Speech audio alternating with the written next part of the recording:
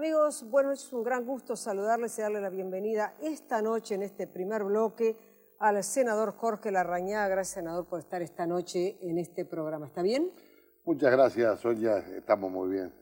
Una gran alegría de recibirle y de recibirle además con un grupo de jóvenes que usted me decía son o estudiantes de comunicación o les interesa la comunicación en un mundo en el cual si esa comunicación no se maneja adecuadamente es un tema para la política y para la democracia. Por eso le agradezco esta entrevista en una noche en la cual se ha conocido, acaba de salir la encuesta Factum, aún no se ha hecho una consulta a los distintos actores sociales y políticos, el índice de confianza en las instituciones. Fíjese, Larrañaga, que del 2010 hasta el 2012, con un periodo de estabilidad entre el 2011 y entre el 2011-2012, ¿cuánta confianza tiene usted de punta a punta, 2010 a 2012, el actual gobierno, de este actual gobierno, se ha producido caída en la confianza en los bancos, en la justicia, en el Parlamento, en la policía,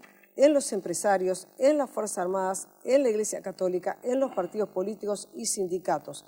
Todos en el lapso 2010-2012 han caído y respecto al 2011 hay más o menos una relativa estabilidad. Con este panorama que acaba de conocerse, una brevísima respuesta suya. ¿Confianza en las encuestas? ¿Sí o no?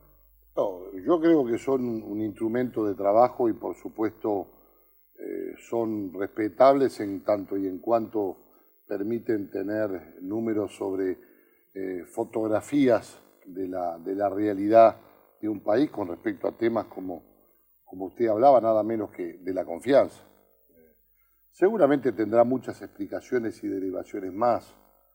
El decaecimiento o la pérdida de confianza en instituciones públicas, en parlamentos, partidos políticos. Bueno, quizás tengamos responsabilidad todos, quienes integramos el sistema político. La gente cuando advierte que los políticos se pelean arriba y la gente espera abajo, la gente descree, se siente frustrada. Y esta es una realidad. Y es lo que lamentablemente está pasando en un fuego graneado, oposición-gobierno, gobierno-oposición. Recuérdese que este periodo comenzó, a mi juicio, muy bien, con la intención del presidente de la República de ser el presidente de todos los uruguayos, de conversar con todos los partidos sobre todos los temas. Sin embargo, desde la frustrada operación de votar la anulación de la ley de caducidad de la pretensión punitiva del Estado, para mí ese es el punto de inflexión, hacia aquí ha venido increciendo un enfrentamiento entre los distintos partidos políticos y de esto obviamente denota las encuestas. Cuando la gente ve que los políticos se pelean, la gente termina sintiendo que los políticos y los gobernantes fundamentalmente no se ocupan de los problemas de la salud, de la educación, de la vivienda, de la seguridad pública. Y hoy uno pregunta a la gente, los otros días una señora en Paysandú me comentaba, Jorge, tengo miedo, no por mí, dice, porque estoy en una edad en la cual creo que tengo que pensar por los demás, tengo miedo por el futuro. Y yo creo que verdaderamente me dio que pensar, porque ese miedo al futuro es lo que perciben muchos uruguayos frente a una situación de la enseñanza que a nuestro juicio está en un tobogán verdaderamente peligroso, con cifras de escándalo, una salud pública que el gobierno ya debería haber tomado la postura de decretar la esencialidad de los servicios porque con la salud de la gente no se puede jugar, la seguridad pública con los enormes problemas que tenemos y que no hemos podido enfrentar como sistema político, con alguna situación como todo el tema de Pluna, y ahora se arma todo un lío con ANCAP, cuando en definitiva mucho más grande, mucho más importante es el enorme agujero que va a dejar Pluna y no tanto la situación de ANCAP, que es preocupante por algunas cifras que evidentemente no fueron debidamente controladas, pero que se tendrá que dar cuenta de ello, la relación internacional, es decir, la gente percibe, y ahí culmino con la apreciación sobre esta última encuesta, la gente percibe que la casa no está en orden. En ese sentido, usted ha enumerado los 5 puntos a los cuales yo me quería referir y de los cuales esta encuesta de Factum, que acaba de conocerse, es un disparador. El primer punto, Larrañaga, estaba vinculado a una de las cosas que usted ha opinado en cuanto a que el presidente textualmente dijo no podía estar en la política cotidiana porque eso afectaba lo institucional. Eso puede ser, al mismo tiempo puede ser opinable, pero también razonable. Mi pregunta es, ¿en qué sentido entiende usted que afecta esto a lo institucional?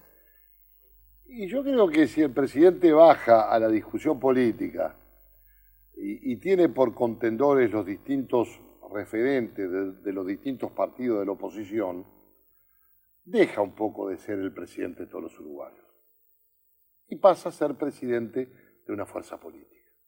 Esa es mi percepción. Yo quiero, y la gente creo que quiere, ver al presidente dando respuestas a los grandes temas, no polemizando con Larrañaga, con Bordaberry, con Lacalle o con Mieres. Me parece que el presidente tiene que estar para otra cosa.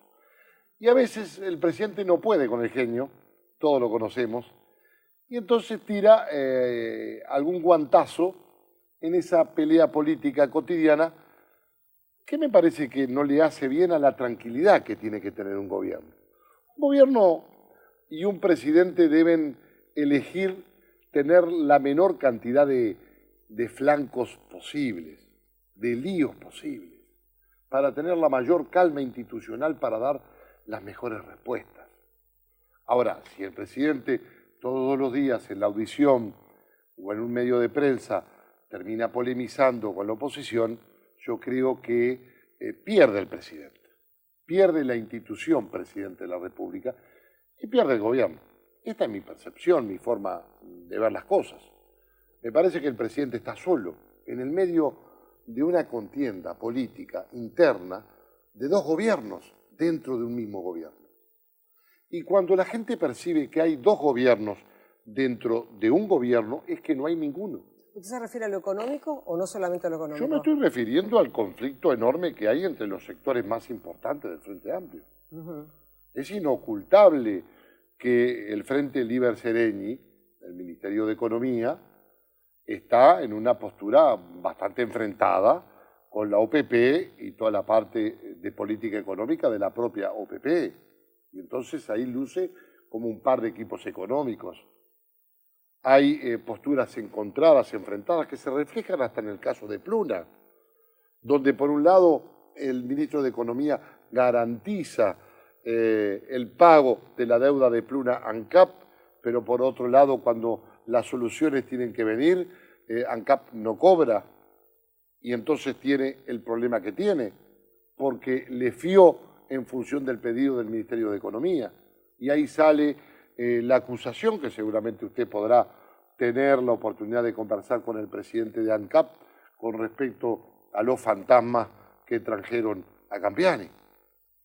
Y bueno, esa percepción yo creo que daña la institucionalidad del propio gobierno, la coherencia del propio gobierno. Ahora, Larrañaga, en ese sentido, sus declaraciones que suceden a la declaración de la UNA, ya con candidatos en carrera definida y con Lacalle al parecer fuera de la arena política en este plano, calificó en su reciente congreso de totalitario al actual gobierno. Estoy sintetizando una larguísima declaración. Y yo he leído declaraciones suyas también. Entonces, mi planteo no es tanto con respecto a la UNA, sino sus propias declaraciones vinculadas a este asunto del absolutismo, del posicionamiento del gobierno con la oposición y eventualmente del totalitarismo también. Yo no hablé del gobierno ni de la fuerza política que gobierna. Yo hablé de algunas expresiones, de algunos integrantes, que hay una enorme diferencia. Yo no extendí la calificación ni de totalitario ni de absolutista a la fuerza política o al gobierno. Esa es la diferencia con la UNA. Que expresa Constancia, sí, yo no comparto esa declaración. Respeto porque es una declaración de un importantísimo sector de nuestro partido, pero no la comparto. Creo que algunos referentes del gobierno o integrantes del Frente Amplio actúan en muchas oportunidades como si el gobierno les perteneciera. Y me parece que esto es una posición equivocada.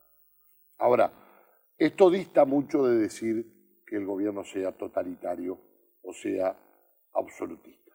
Yo en esa calificación no entro y no participo de la misma. En ese sentido también me parece, antes de pasar a los otros puntos, interesante un texto suyo, El Frente Aburguesado, en el cual usted hace una serie de reflexiones, por eso me parece particularmente interesante, reflexiones sobre los cambios en el Frente y la noción de utopía y eventualmente la desaparición del concepto de utopía. Bueno, sí, a mí me parece preocupante esa suerte de desdoblamiento del propio Frente Amplio entre la falta de proyecto, la falta de ejecución. Por eso he sostenido de que el presidente de la República está solo en el medio de un tiroteo en donde se ha elegido el gobierno como campo de batalla. Y a mí no me preocuparía por la fuerza política que gobierna, porque bueno sería que yo me preocupe por el Frente Amplio. Me preocupa por el gobierno y me preocupa por el país. Y yo creo que ahí tenemos problemas. Porque falta orden, falta previsibilidad, falta buena ejecución.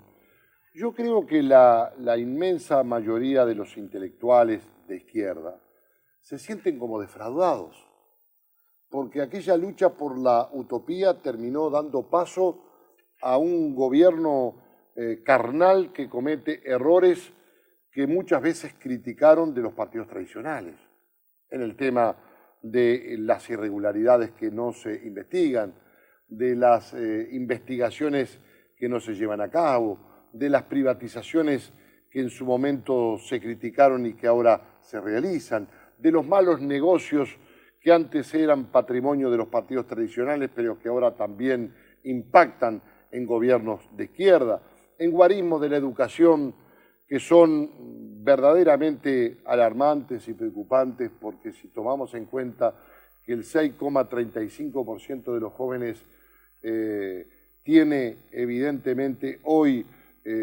dificultades enormes para cursar 12 años de escolaridad, y esto lo lleva a una diferencia de 6 veces menos que los hijos de los uruguayos que tienen recursos económicos. Estamos hablando de una enorme brecha social.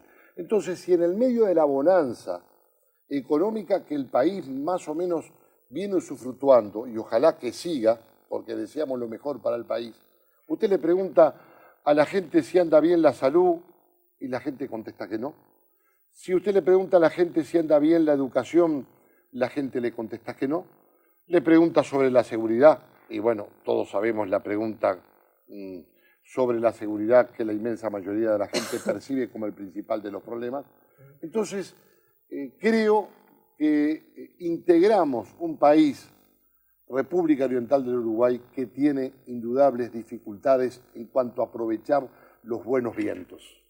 Ahora, Larrañaga, antes de pasar justamente al tema de su interpelación a Ehrlich, ¿cuándo es la interpelación? Bueno, no sé, la vamos a pedir la semana que viene, el miércoles, porque entendemos que los acuerdos se hacen para cumplirse. El Acuerdo Nacional Educativo, del cual fuimos defensores acérrimos, por el cual pretendimos blindar al sistema político contra referentes sindicales que actúan muchas veces desmelenadamente contra los intereses de la propia educación que dicen defender. Bueno, cuando esos acuerdos se incumplen, esos acuerdos no existen. Y entonces el acuerdo educativo se incumplió y se está incumpliendo. Alertamos al presidente con una carta que le enviamos el 14 de junio pasado. Transcurrieron 10 días sin que ni siquiera recibiéramos una llamada por teléfono. Por el contrario, recibimos descalificaciones del director nacional de educación, del viceministro de educación, con respecto a que habíamos cambiado de postura por juegos políticos electorales. Bueno, cuando advertimos de esa respuesta del Poder Ejecutivo, seguramente avalada por el propio ministro Ehrlich, divulgamos esa carta al presidente de la República denunciando los por qué nosotros sostenemos que se está incumpliendo con una oportunidad que le quisimos dar al país para que la educación tuviera un cambio en el modelo educativo que hoy precisa angustiosamente. Y es por eso que vamos a interpelar al ministro de Educación, es por eso que nos parece que el presidente del CODICEM no debe seguir al frente del CODICEM porque no tiene liderazgo, porque no tiene la posibilidad de hacer respetar los acuerdos educativos que el presidente en ellos impuso su palabra o puso su palabra en el medio de cumplimiento y de buena fe, porque no puede llevar adelante la organización de las políticas destinadas, por ejemplo, a refaccionar, construir los edificios que en el mes 3 tenían que estar prontos y recién aparentemente van a estar prontos y refaccionados en el mes 10.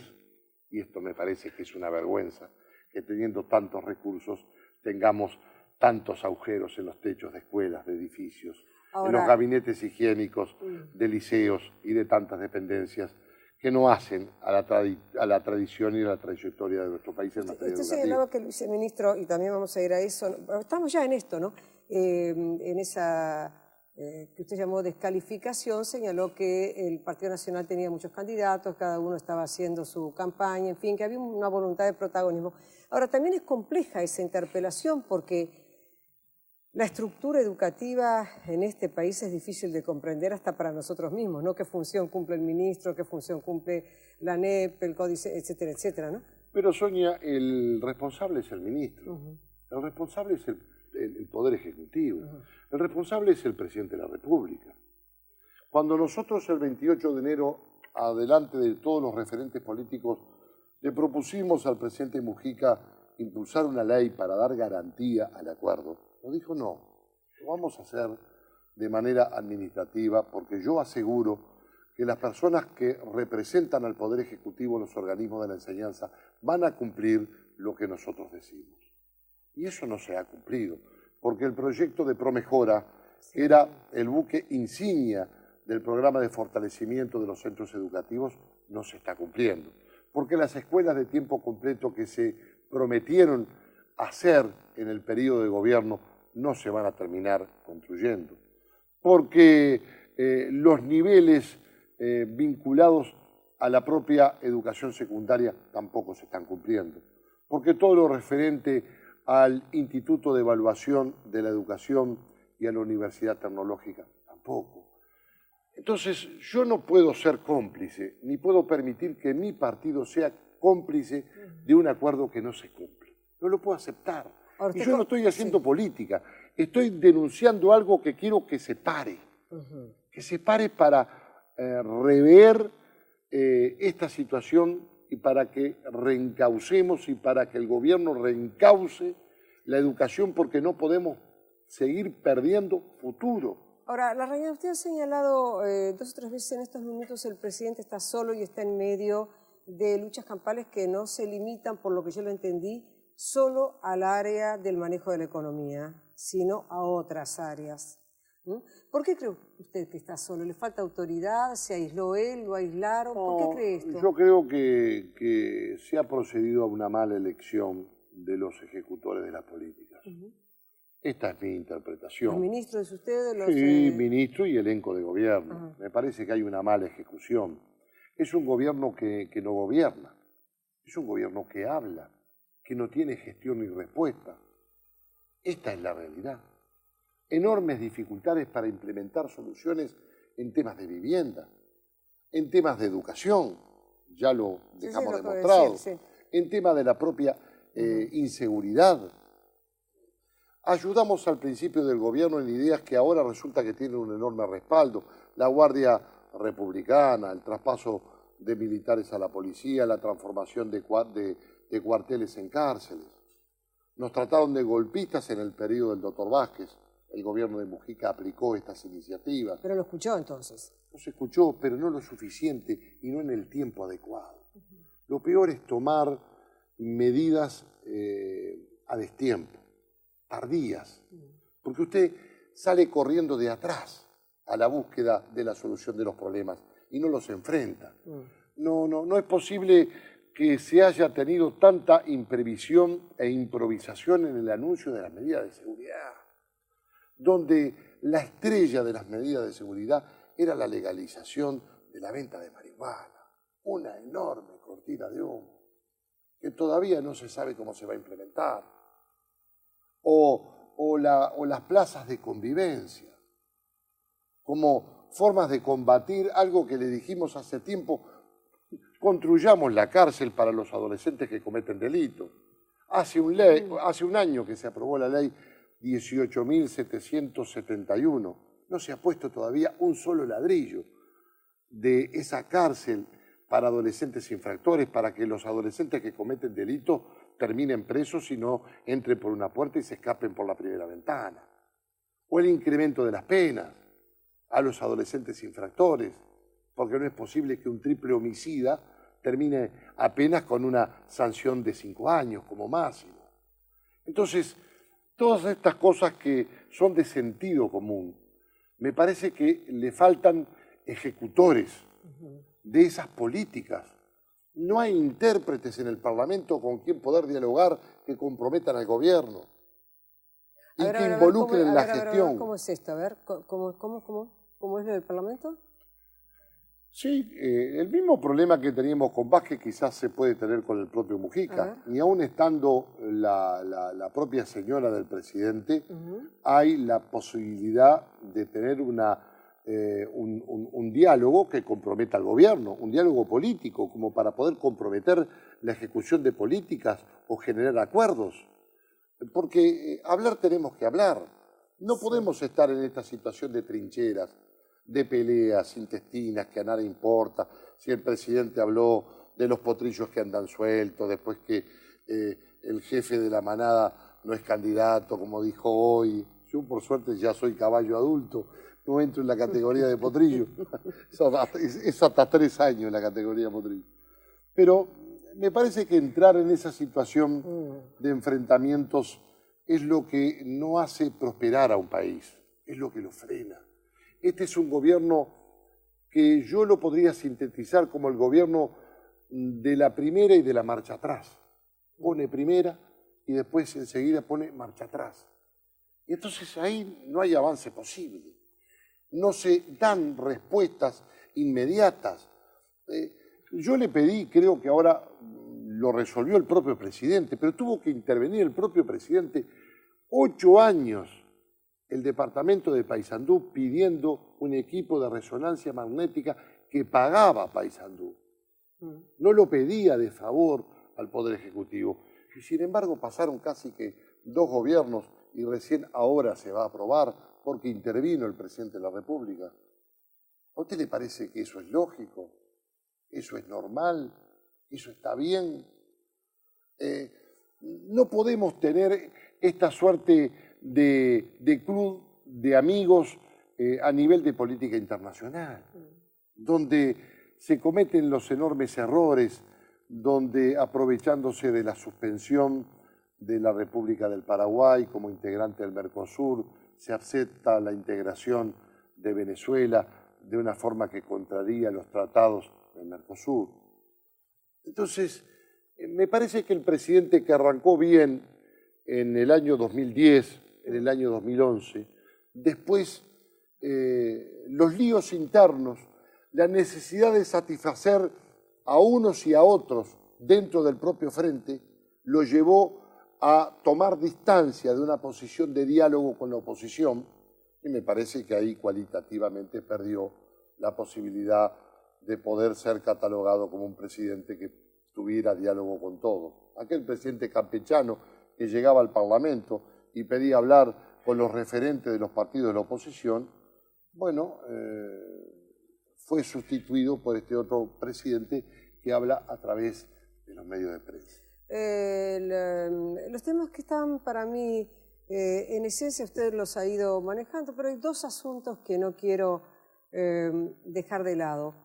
Por una parte señala por unos y por otros que se está en campaña. Algunos lo reconocen como es el caso del propio diputado Gandini, quien ya ha señalado que quiere ser, permítame, sí, que quiere ser intendente. Entonces, por una parte se critica la ausencia del hacer, que los tiempos de contienda electorales deben ser más cortos, pero, sin embargo, se plantea frente a una intendencia muy debilitada como es la de la intendenta Ana Olivera, esta situación de campaña ya declarada. Pero bueno, yo creo que eso impacta mucho más en la fuerza política de gobierno que en la oposición. Peor es el propio Frente Amplio, que hasta hace un mes y medio tuvo una campaña electoral intensísima, con fuegos de artificio, con bombos y platillos, y con una enorme movilización de medios, de recursos económicos y humanos para elegir la presidencia del propio Frente Amplio. ¿De qué campaña electoral vamos a estar hablando? Yo le digo con toda franqueza, dada mi condición, usted me conoce, me ha entrevistado muchísimas veces. Un político siempre anda de campaña. Sonia, vamos a no hacernos los distraídos. Todos los políticos queremos agradar desde el primer día hasta el último periodo, hasta el último día de un periodo de gobierno. Esa es la realidad. Yo estoy en campaña electoral, también, ¿por qué no? Pretendo ser el candidato único del Partido Nacional, ganar la interna y después ser el candidato de todos los blancos para intentar ser el presidente de todos los uruguayos. Ahora, soy o integro la oposición. A mí no me tuerce mis decisiones políticas en el Parlamento el hecho de estar en campaña electoral. Lo que sí lo hace es la crispación que muchas veces percibo del gobierno.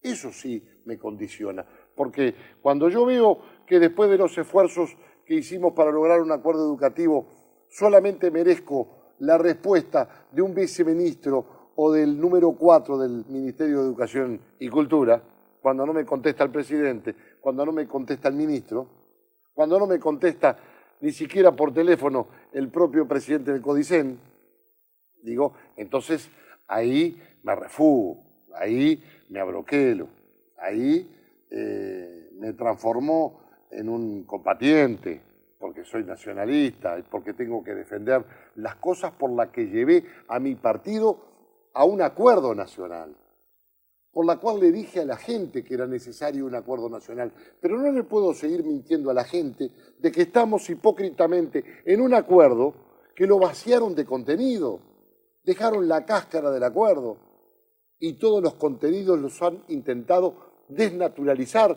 porque un gobierno que yo pensaba que con el presidente Mujica iba a estar dispuesto a enfrentar esos sindicatos que terminan dominando la educación, o algunos sindicatos que terminan dominando la educación, resulta que después empezó a hacer molde y en vez de enfrentar, como motivó el enfrentamiento por el PRO Mejora, la sustitución de la presidenta del Consejo de Educación Secundaria y de otro integrante más de secundaria, ahí advertimos que quizás había una fuerte intención de decir no, el gobierno legítimamente constituido, el sistema político legítimamente constituido manda en la educación, sin afectar principios de laicidad, sin meternos en la independencia de la laicidad en cuanto a la libertad de instrucción, pero sí defendiendo la construcción de un modelo educativo que le dé respuesta a miles de compatriotas, a 500.000 niños y adolescentes en todo el país que están esperando una mejor educación pública y no una profundización de la brecha entre la educación pública para los ricos y la educación privada para los pobres. Perdón, la educación pública para los pobres y la educación privada para los ricos. El tiempo se nos ha terminado, vi la indicación, pero quiero señalar que el presidente de la República ha marcado hace unas horas que no se descarta decretar la esencialidad ante la huelga en la salud. ¿Considera usted que en el plano municipal, usted me dirá, bueno, yo no puedo ingresar en esto, sí puede, por supuesto, si quiere, que en el plano municipal y ante la situación de la basura, debería hoy decretarse la esencialidad del servicio? Pero no va más, no va más. No es posible que el contribuyente de Montevideo vierta a las arcas del municipio 400 millones de dólares en impuestos por año para no tener servicios y para tener estos líos. Yo creo que la basura afecta a la salubridad pública y tiene que buscar poner las cosas en su sitio, las cosas en su lugar, la propia señora Intendenta Municipal de Montevideo. No es posible que termine mandando el sindicato de trabajadores. No es aceptable. Más allá de que puedan haber legitimidades como las hay en todo reclamo, pero primero tiene que estar la gente. Y eso es lo que se tiene que comprender.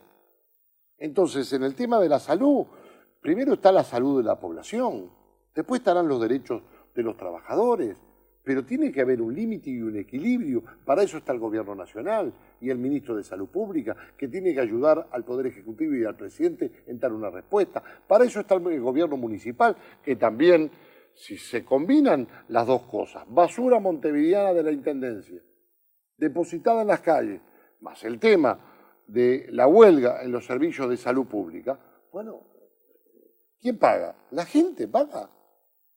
En muertos, en personas que tienen... Y yo no estoy alentando situaciones de dramatismo, estoy denotando circunstancias y hechos que creo que impactan en la gente y fundamentalmente en la gente que menos tiene. Esta es la realidad, porque quizás usted y yo no vamos a arreglar en un servicio mutual que tengamos y que podemos pagar. Y aquel que no puede pagar un servicio mutual, ¿qué hace? Aquel que tiene que salir de su casa o sus chiquilines estar jugando en el medio de basurales. Yo creo que estas cosas tienen que ponerse en su lugar, hay que frenar estas situaciones porque si no estamos en un tiempo de desorden y el país no se nos puede desordenar. No se nos puede desordenar en la certeza jurídica, en las reglas de juego, en los equilibrios, en el respeto, que también es una nueva versión de esa visión de pérdida de valores, en donde vemos que se pierde el valor respeto de hijos con padres, de alumnos con profesores, de personas con personas. Entonces, yo creo que hay que luchar por las cosas que importan, por el trabajo, por una desocupación que ha crecido un poco y que impacta y que más ataca a la mujer, que es la que increíblemente menos salario gana, a igual trabajo, y esto me parece que es una tremenda discriminación y una injusticia irritante de desigualdades que se vienen acumulando desde hace muchísimos años. Entonces, el país tiene que encontrar un tiempo de tranquilidad. Han sucedido fricciones y enfrentamientos. Quizás podamos tener responsabilidades, pero al gobierno le corresponde la principal, porque no se puede irritar porque intentemos investigar por el asunto de Pluna, que es un escándalo, fue un pésimo negocio, que se hizo mal antes, y bueno, porque se hizo mal antes, ¿lo vamos a hacer mal ahora? Ese es el argumento. Yo creo que no vale como argumento. Si lo de antes estaba mal, y yo no lo defiendo, pero lo de ahora está mal también, y tampoco se puede defender, y hay que asumir y apechugar. No es posible que después se termine en un buraco que va a ser de 350 millones de dólares, metiendo en el ojo de la tormenta a ANCAP. Y entonces ahí el presidente de ANCAP obviamente reacciona, porque a él le mandaron una carta, el propio ministro de Economía, asegurándole el pago. Y así fue que 4 de los directores, incluyendo al presidente, votaron una suspensión de las acciones en todo lo que refería al tema de intentos de cobro del combustible o de cortar la canilla del combustible. Y después le avisaron a último momento que Pluna cerraba y quedaron nada más ni nada menos que con un boquete de 30 millones de dólares. Ahora lo ponen en el centro de una suerte de batalla. Me parece que hay que retomar la calma, falta mucho. no empezar con las acusaciones cruzadas. A la política juegan todos y en todos los partidos, que nadie se haga el chancho rengo, que nadie se haga el chancho rengo, porque pasa en todos los partidos, Partido Colorado, Partido Nacional, en el gobierno y en el propio Frente Amplio, la lucha sectorial es enorme. Así que aquí que nadie se haga el tonto ni el distraído. Jorge, yo le agradezco muchísimo que haya estado esta noche, que haya cubierto esta serie de temas que tenía previsto y además le agradezco que haya ya dejado planteado la primera parte de mi entrevista con Raúl Sendic, porque todo lo que usted acaba de decir era con lo que yo iba a comer. Gracias por haber estado esta noche. Bueno, muchísimas gracias, Sonia, muchas gracias a todo el país. Seguimos en instantes.